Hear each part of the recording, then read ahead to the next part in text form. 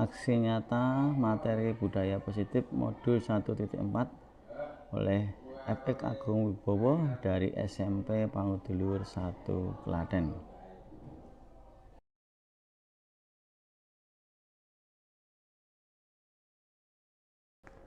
Latar belakang pendidikan diartikan sebagai tuntunan dalam hidup tumbuhnya anak-anak, menuntun segala kodrat yang ada pada anak-anak agar mereka dapat mencapai keselamatan dan kebahagiaan yang setinggi-tingginya, baik sebagai manusia maupun sebagai anggota masyarakat.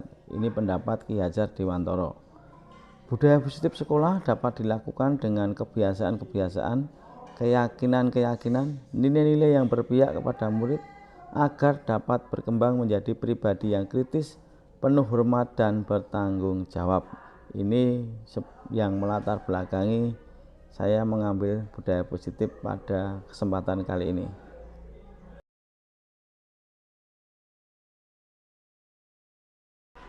Penerapan budaya positif di sekolah sebenarnya dapat bisa dilaksanakan contohnya dengan program pembiasaan di sekolah atau budaya 5S dengan membuat keyakinan kelas oleh guru mapel atau wali kelas, atau pembiasaan literasi, kebersihan dan lain-lain. Ini adalah contoh-contoh yang bisa diterapkan untuk pembiasaan budaya positif.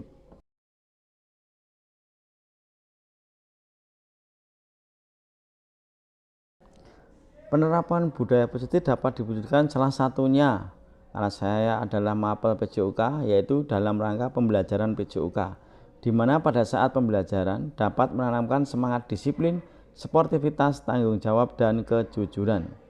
Sebagai calon guru penggerak, aksi nyata yang dilakukan adalah penerapan budaya positif pembelajaran PJOK yang berpihak kepada murid.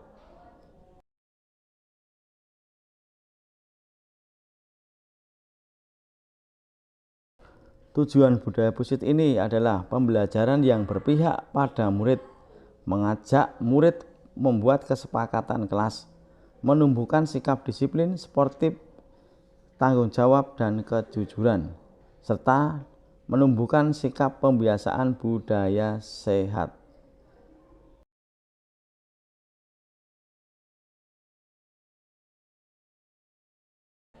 Tolak ukur 1. Terwujudnya merdeka belajar bagi siswa.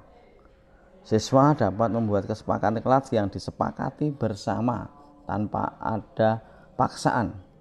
Siswa melaksanakan kesepakatan kelas secara terus-menerus dan berkelanjutan atau rutin. Siswa lebih disiplin, sportif, bertanggung jawab, dan jujur dalam pembelajaran PJOK.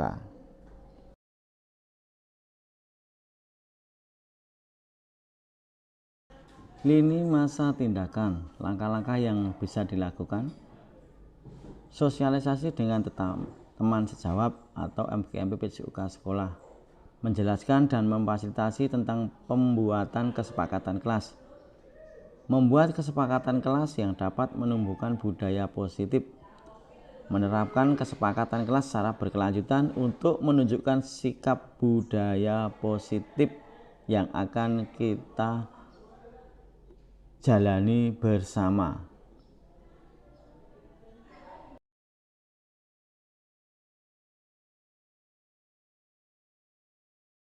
Untuk menciptakan budaya positif perlu beberapa dukungan, yaitu kepala sekolah sebagai pemangku kebijakan, rekan sejawat guru PJOK untuk memberikan refleksi dan saran, semua siswa dan warga sekolah, serta siswa sebagai objek nyata untuk pelaksanaan atau yang melaksanakan.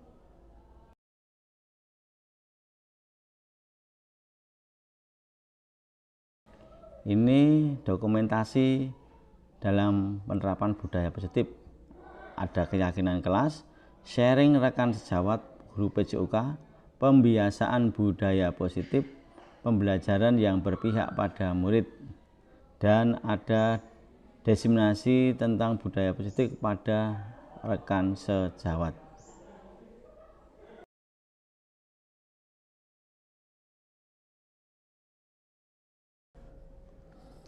Pembuatan keyakinan kelas ini bisa dilakukan di kelas dengan kita melibatkan anak-anak untuk membuat atau kesepakatan-kesepakatan di mana sesuai apa yang diusulkan siswa, guru sebagai mediator dan moderator yang akhirnya nanti dapat memilih atau memandu biar menemukan kesepakatan-kesepakatan yang bisa disepakati bersama yang akan dijalani selama pembelajaran.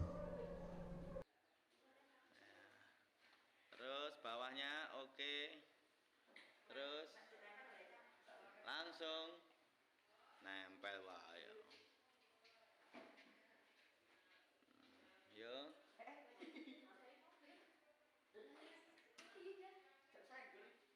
Yo.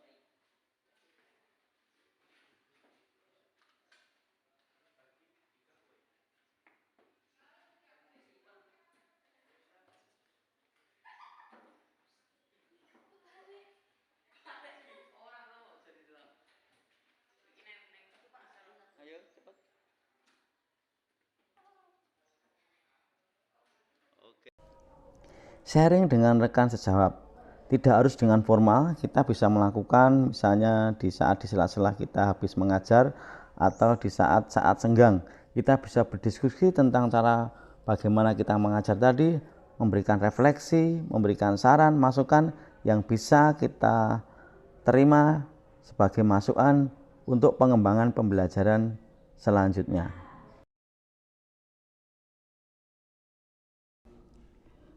Budaya positif pembelajaran yang menyenangkan.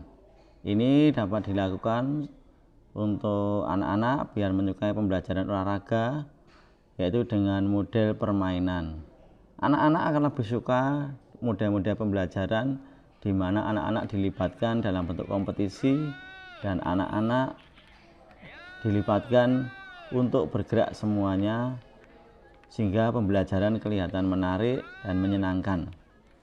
Budaya positif seperti ini akan menjadi sangat menarik dan berguna bagi para siswa kaitannya untuk bagaimana dia bisa menempatkan diri di dalam mengikuti pembelajaran. Ayo.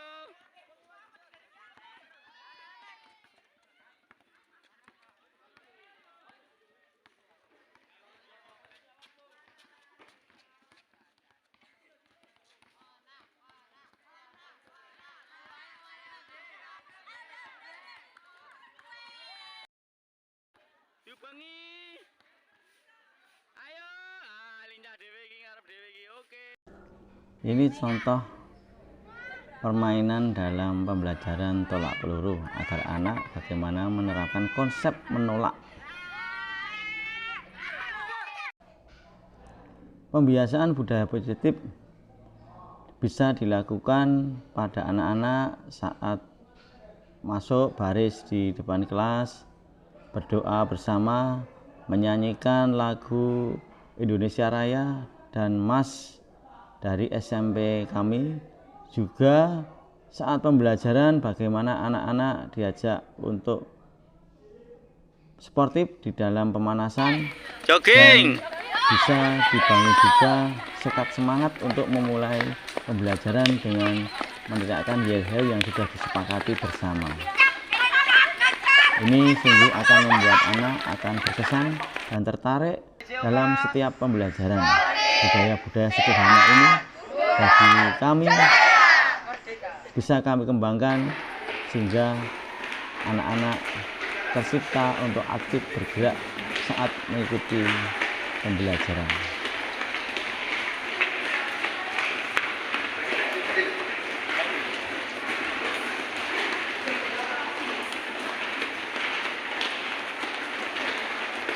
Angkat paha.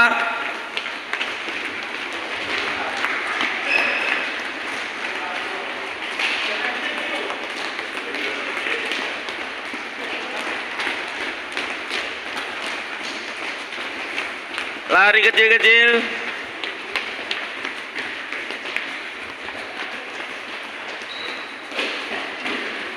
Angkat paha lagi.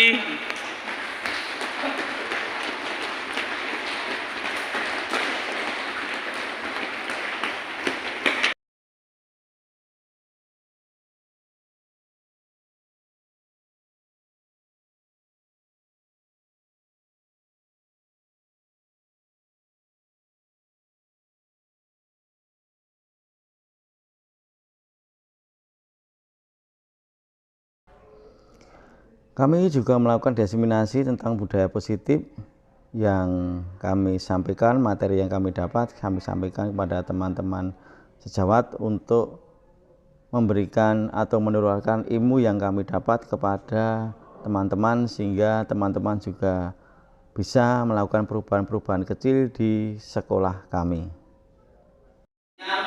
Bapak-bapak, Ibu dan Saudara Kepala Sekolah, pada kesempatan ini saya akan menjelaskan kaitannya dengan budaya positif, salah satu tugas dari calon guru penggerak angkatan 7. Semoga dengan kita mengenal budaya positif semakin menguatkan sekolah kita bagaimana mendampingi para siswa. Budaya positif di sekolah ya nilai, keyakinan dan kebiasaan yang di sekolah itu berpihak pada murid agar siswa dapat berkembang menjadi pribadi yang kritis, penuh hormat dan bertanggung jawab. Nilai, keyakinan, kebiasaan sekolah itu salah satu bentuk budaya positif yang bisa kembangkan sehingga siswa memiliki pribadi yang kritis, penuh hormat dan bertanggung jawab. Kita telah belajar tentang filosofi tentang Ki Hajar Dewantara, nilai-nilai yang terkandung di dalam visi sebagai guru penggerak. Menurut Ki Hajar Dewantara adalah membangun budaya positif sekolah itu diharapkan sekolah berpihak pada murid.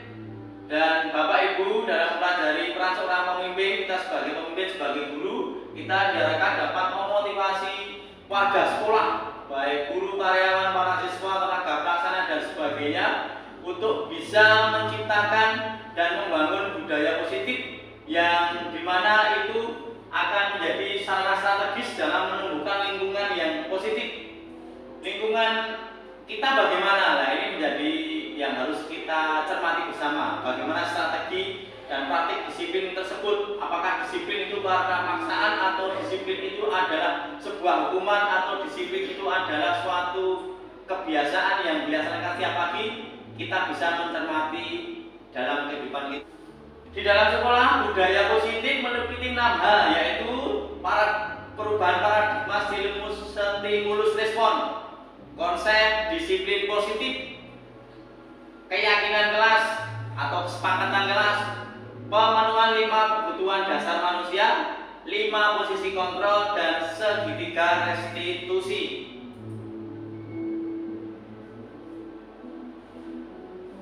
Satu, perubahan paradigma stimulus respon. Dalam membangun budaya positif, sekolah perlu menyediakan lingkungan yang aman, sehingga kita harus menyiapkan lingkungan yang aman, nyaman, agar siswa mampu berpikir dan bertindak dengan merdeka, mandiri, dan bertanggung jawab. Salah satu strategi yang perlu ditinjau ulang adalah bentuk disiplin itu dijalankan selama ini sekolah kita. Nanti disiplin kita itu disiplin karena keterpaksaan atau hukuman atau karena pembiasaan. Dalam membangun budaya positif, kita meninjau lebih dalam tentang strategi menumbuhkan lingkungan yang positif. Anda diajak untuk merefleksikan penerapan disiplin yang dimulai di kelas, di dalam kita pembelajaran sehari-hari. Kita tuh mendidikkan anak itu dengan cara yang ramah atau dengan kita melakukan sebuah hukuman. Dengan demikian, salah satu tanggung jawab seorang guru adalah bagaimana menciptakan suatu lingkungan positif terdiri dari warga sekolah yang tadi sudah saya sebutkan, antara kepala sekolah, bapak ibu guru, tenaga pelaksana, TU, siswa, saling mendukung, saling belajar, dan saling bekerja sama. Yang seperti itu yang saling bekerja sama.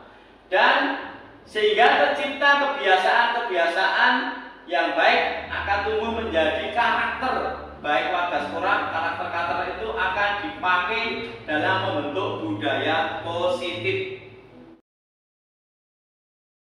Yang kedua, Bapak Ibu Bruder Kepala Sekolah, konsep disiplin positif merupakan topik pembahasan tentang disiplin. Belajar tentang konsep disiplin positif itu akan terwujud apabila budaya positif yang kita cita-citakan bisa terlaksana.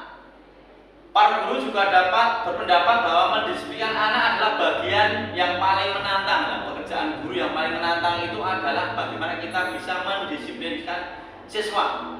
Mendengar kata disiplin, kebanyakan orang berhubung berhubungan akan kata disiplin dengan tata tertib, teratur, dan patuh terhadap peraturan.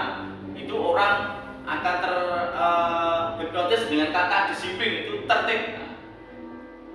Disiplin positif merupakan cara penerapan disiplin yang bertujuan untuk menumbuhkan kesadaran serta memberdayakan anak melakukan sesuatu tanpa sogokan, ancaman maupun hukuman. Nah, ini yang harus kita garis bawahi. Kita bisa mendisiplinkan anak tanpa ada sogokan, ancaman maupun hukuman, sehingga anak itu sadar dengan sendirinya.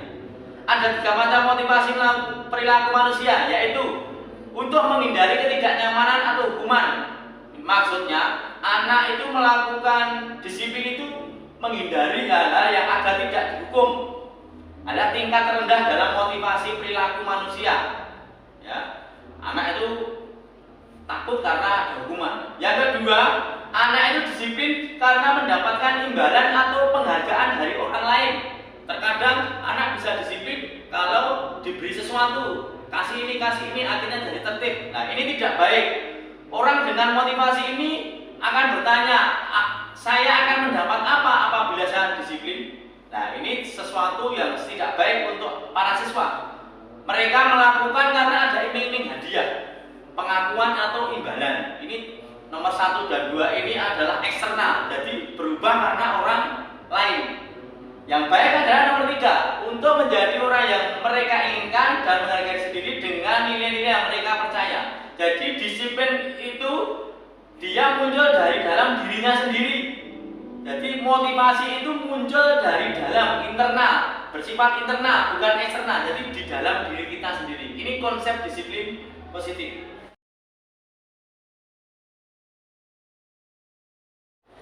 Ketiga, keyakinan kelas atau kesepakatan kelas. Ini terkadang kita Bapak Ibu guru wali kelas sering masuk kelas pertama kali mau masuk. Nah, keyakinan kelas ini kita harus kita buat. Salah satu disiplin itu yang bisa kita terapkan membangun budaya positif sekolah dengan membuat keyakinan kelas. Diharapkan dapat mewujudkan tujuan pendidikan yang berorientasi pada profil pelajar Pancasila. Dalam membentukkan keyakinan kelas, kita harus memperhatikan 1. Keyakinan kelas bersifat lebih abstrak daripada peraturan atau lebih konkret, lebih umum, bisa dipakai bersama-sama. Keyakinan kelas berupa pernyataan-pernyataan universal, ya, hampir sama. Pernyataan keyakinan kelas nanti dibuat dalam bentuk yang positif. Misalkan, saya malu kalau datang terlambat, saya malu kalau tidak mengumpulkan tugas. Nah, ini pernyataan yang bentuk positif.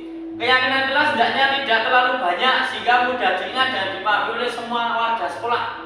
Jadi tidak membuat terlalu banyak aturan 1-50, kita buat 1-5, 1-10, dan itu diyakini, dihafalkan dan dihidupi oleh semua warga sekolah. Keyakinan kelas sebaiknya sesuatu yang dapat diterapkan di lingkungan tersebut. Nah, dalam memilih kesepakatan itu diharapkan sesuatu yang bisa disepakati bersama dan dilakukan, tidak hanya teori, bisa dipraktekkan. Misalkan melaksanakan piket setiap pulang sekolah, istirahat jam pagi dan sebagainya. Nek saya sendiri jam olahraga, kesepakatan sebelum berolahraga harus melakukan pemanasan. Nah, ini yang konkret, nyata, tidak banyak teorinya. Semua warga kelas hendaknya ikut berkontribusi dalam pembuatan keyakinan lewat kegiatan curah pendapat. Nah, kita dalam membuat keyakinan kelas, Bro dan Bapak Ibu, harapannya jangan monoton dari guru yang menyampaikan. Kita ambil dari siswa biar dia mengusulkan apa. Misalkan boleh tidak membawa air minum, botol minum ke kelas. Nah, anak biar nanti kalau mau ke belakang izinnya bagaimana. Jadi dari siswa yang usul, sehingga jangan monoton dari guru. Terakhir, bersedia meninjau kembali keyakinan kelas dari waktu ke waktu. Pertama-tama perlu diceritakan dan disepakati. Nah, kata disepakati itu yang harus kita tekankan. Dan salah satu yang disepakati yaitu budaya malu dengan kesepakatan saya malu jika, contoh ini ada contohnya. Saya malu jika datang terlambat, contoh, tidak belajar, tidak masuk sekolah, tidak ikut upacara, menyontek saat ulangan, berbohong dan lain-lain. Ini salah kesepakatan kelas yang mudah diingat, mudah dilakukan, dan konkret.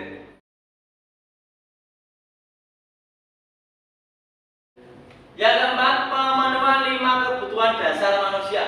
Semua tindakan yang kita lakukan di dalam kelas, di luar kelas, diharapkan tercipta suatu lingkungan yang positif, aman, dan nyaman. Dari keyakinan kelas yang telah disepakati bersama, akhirnya terbentuklah budaya positif, itu harapannya. Seluruh tindakan manusia memiliki tujuan tertentu. Semua yang kita lakukan adalah usaha terbaik untuk mendapatkan apa yang kita inginkan. Sebagai guru, kita pasti ingin yang terbaik buat para siswanya. Sebetulnya saat itu kita sedang memenuhi satu atau lebih dari kebutuhan dasar kita. Dasar kita sebagai manusia itu satu apa? Kebutuhan untuk bertahan hidup. Kadang kita tuh melakukan berpikir bagaimana kita bisa bertahan hidup. Cinta dan kasih sayang atau kebutuhan untuk diterima. Kita melakukan sesuatu itu bisa diterima tidak oleh orang lain. Kebebasan, kebutuhan akan pilihan. Ini maksudnya tadi, kita dalam membuat aturan itu memilih mana yang terbaik untuk diri kita sendiri. Ya, kita sebagai siswa, kita harus bisa menanamkan pada siswa bagaimana siswa kebebasan untuk memilih saya harus berbuat yang bagaimana. Harapannya siswa memilih yang baik. Kesenangan atau kebutuhan akan rasa senang. Penguasaan atau kebutuhan atas pengakuan atas kemampuan. Disimpulkan, kita seorang murid melakukan suatu perbuatan yang bertentangan dengan nilai-nilai kebajikan atau melanggar peraturan itu dikarenakan mereka gagal memenuhi kebutuhan dasarnya. Jadi kita lihat anak-anak itu buat masalah, biasanya dia itu dari 5 kebutuhan dasar ini tidak terpenuhi. Mungkin dalam hidupnya tidak ada kasih sayang oleh orang tuanya, tidak ada perhatian oleh bapak ibu guru, dia tidak bebas untuk berekspresi, mungkin rasa senangnya hilang, mungkin ada masalah dari rumah. Itu salah satu penyebab siswa-siswa kita terkadang gagal dalam memenuhi kebutuhan dasar mereka. Kita sebagai guru harus bisa memasukkan nilai-nilai kebajikan itu di dalam diri para siswa. Bon mas, anak saya tinggal 2 mas.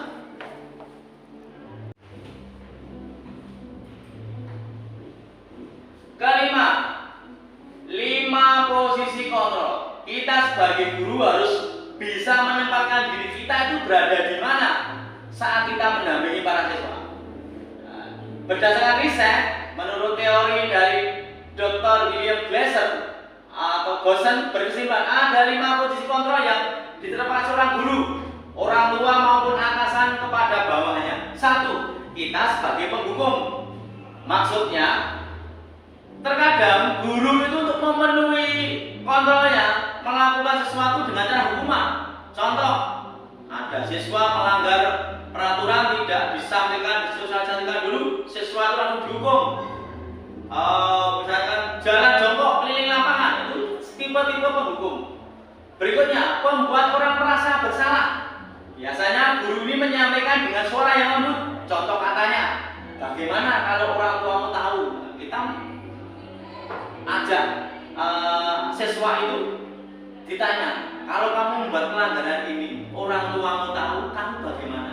Nah, ini tipe membuat orang merasa bersalah. Siswa otomatis akan merasa bersalah apabila dia melakukan kesalahan dan orang tuanya tahu. Ketiga, teman. Kita bisa menempatkan diri sebagai teman. Guru memposisikan sebagai teman. Dengan kata-kata contohnya, ingat, tidak ada bantuan bapak selama ini. Maksudnya, kita bisa ngajak anak itu untuk sharing. Kita diajak, kamu ada masalah apa? Kok bisa seperti ini karena apa? Kita harus pendekatan yang baik. Monitor atau memantau, mengawasi apa yang telah kamu lakukan. Misalnya, kamu membuat pelanggaran, anaknya, kamu tadi melakukan apa? Dipantau setiap saat. Kok kamu bisa seperti ini karena apa? Dipantau. Terakhir, manajer mempersilahkan murid untuk mempertanggungjawabkan perilakunya dan mencari solusinya. Apa yang kita yakini? Kembali ke keyakinan kelas. Maksudnya, manajer ini apabila melihat anak melakukan kesalahan, kita menempatkan anak. Kok kamu kalau seperti ini kamu harus bagaimana? langkahmu bagaimana, tindak lanjutmu bagaimana kalau membuat kesalahan seperti ini, dampaknya seperti ini, rasa tanggung jawabmu bagaimana. Terakhir, segitiga restitusi. Restitusi adalah proses menciptakan kondisi bagi murid untuk memperbaiki kesalahan. Langkah-langkahnya yaitu menstabilkan identitas. Dengan kata-kata biasanya, maka kita harus meyakini si anak dengan cara kalimat ini. Berbuat salah itu tidak apa-apa, tidak ada manusia yang sempurna. Saya juga pernah melakukan kesalahan seperti itu. Sehingga kita membangun pada anak, biar tidak anak itu merasa bersalah berlebihan. Validasi tindakan yang salah. Padahal kamu bisa melakukan yang lebih buruk dari ini. Kamu pasti punya alasan mengapa melakukan ini. Kamu patut bangga pada dirimu sendiri karena kamu telah melindungi sesuatu yang penting dan sebagainya. Validasi tindakan. Jadi kamu melakukan kesalahan itu alasannya apa? Terakhir, menanyakan keyakinan. Kita semua memiliki motivasi internal dalam diri kita sendiri. Apa yang kita percaya sebagai kelas atau keluarga? Apa nilai-nilai umum yang kita sepakati? Jadi kalau kita sudah membuat keyakinan jelas, ada anak melakukan kesalahan, kita ajak ngobrol. Loh, kalau kemarin kamu sudah membuat seperti ini, kalau kamu melanggar harusnya bagaimana? Ya, itu terima kasih. Ini yang bisa saya sampaikan untuk kaitannya bisa membangun budaya positif di lingkungan sekolah. Terima kasih Bapak Ibu Bunda semuanya atas perhatiannya. Semoga ini bermanfaat buat sekolah kita bersama. Terima kasih, matur nuwun.